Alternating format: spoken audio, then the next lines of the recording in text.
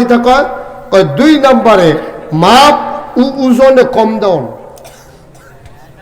মাপ এবং ওজনে কি দাও আমরা দেই নাকি দেই না খালি গরুর গোশত কিনতেন চাইয়া কম কারে কয় কারো আর বড়াইলেই যেহেতু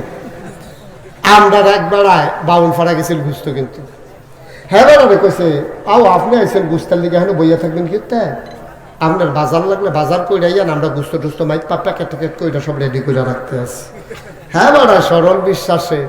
অন্য বাজার করতে গিয়ে হেতারা কইয়া গেছে মাফো গোশত মাফো হেতানে মাইপা বাইন্দা টাইন্দা প্যাকেট করে খুলনের কোনো জু নাই এই গোশত গেছে ওরা আবার একটা চাও খাওয়াইছে গোশত নিয়ে যখন খুলছে 50 জন মেহমানে খাইছে 10 কেজি গোশত নিছি খাওয়ার পরে 8.5 কেজি টিকছে খাওয়ার পরে কয় কেজি টিকছে 8.5 কেজি 1.5 কেজি খাইছে বলে বেরিয়ে যেদি দিছে দেওয়া খাওয়ার আদি রগ রেশা চাবাইয়া থেতা থেতা কইরা তার সাফা সুফা দইটা কোনো মতে দিয়ে হালাই দিয়া মেহমানটা বাইক গেছে যাচ্ছে বাইক পাশাইছে 8.5 কেজি হয়েছে আসেনি কারবা আব্বা মরতেন না আমি মরতাম না আপনি মরতেন না এবারে মরত না থাহাম আমরা কেউ এটা কিতা করছেন 1 কেজি গোশত কিনলে 1 কেজি গোশত পাওয়া যায় না ওজনে দেয় কম সুদ গোশত কইয়া কেমনে জানি ফেস দিয়া আড্ডিটা ভিতরে দিয়া লাইছে বাইরে দিয়া বুঝাও যায় না ভিতরে যে আড্ডি আছে আমি কও এটা কিরকম এটা কাটার একটা কৌশল আছে কাটার উপরে হাতে ট্রেনিং লইছে তাই গোস্তের সিফাত কেমনে আড্ডিটা রুহান লাগবো তেজ এটা শিখছে এটা গরু নিজে অফারছে না এটা কিরা আসেনি কারবা সুদ গুস্ত সুদ গুস্ত কইসা সুদ নিবে না দিও লাগো সুদ গুস্ত ও দামটা কত বেশি করবো কথা পরে গিয়ে দেন সুদ গুস্ত দিও কইলাম হ্যাঁ ওমা ভালো রে বিল্লা 50টি আরো বেশি দিয়া তে সুদ গুস্ত নিয়ে দে কেজিতে 250 গ্রাম আনবি পরে গিয়ে জিজ্ঞেসে কি তারি তুই যদি সুদ গুস্তকে আড্ডি দিয়ে বই রস আড্ডি আমি বানান গরুর ভিতরে আড্ডি নি এটি গরুর ভিতরে আড্ডিতে কি তা করবো তো দিয়া দিছে আর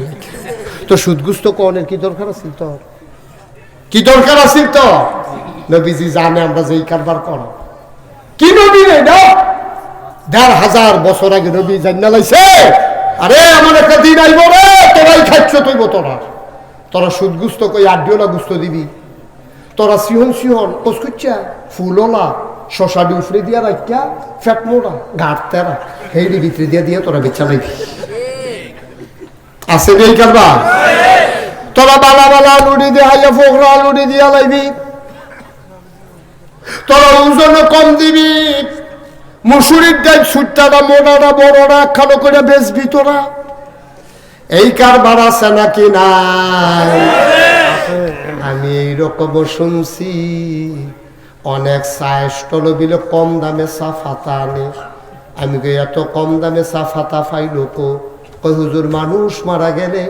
লাশ যেন না ফসে এর লেগে চা ফাতা দেয় একদল অসভ্য মানুষ হেই চা ফাতা বেছে হেই চা ফাতাই না আমরা দোহানদাররা চা খাওয়া নতুন নতুন কথা আমি হুন্নেই কইতাছি আমি কোনো চা দোহান দিছি না আমি এত কম দামে তোরা কেমনে কিতা কর কম দামি চা ফাতা পাওয়া আছে আলগা আছে কিতা আমি কি কখন যেত না কখন যেত আব্বা থাকতেন না তো দুনিয়া থাকতেন না তো পট করে একদিন মরে যাবেন গা কবরে যখন যাইবেন যখন একটা একটা করে ধরবো আপনি কি একটা কাইট দিয়ে যাইতেন পারবেন সামনের ফাইল দুইটা কথা কইছে দেখেন নবীজি কি বুদ্ধিমান নবী আমার মাফও কম দিতে পারতা না ওজনও কম দিতে পারতা না মাফ কারে কয় যেটা হাতে ফুডে মাফে এটারে কয় মাফ আর যেটা ফাল্লি দিয়া মাফে এইটারে কয় ওজন সুবহানাল্লাহ কয় না কই ওজনও কম দিও না না ফুসলে কইয়া লইও ভাই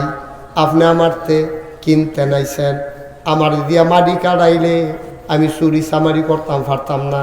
সাক্ষী বেড়াইয়া মাফল হইতাম পারতাম না, গোয়া বেড়াইয়া আপনারা মাফল হইয়া লাইতাম পারতাম না। ফাললে কাটান আমারে দিয়া না, ফাললে নাই। আমার রোজ কইলাম বেশি পড়বো, চুরি চামারিতে আমি নাই। ভাইও আপনি কইয়া 10টা টেহা নেন,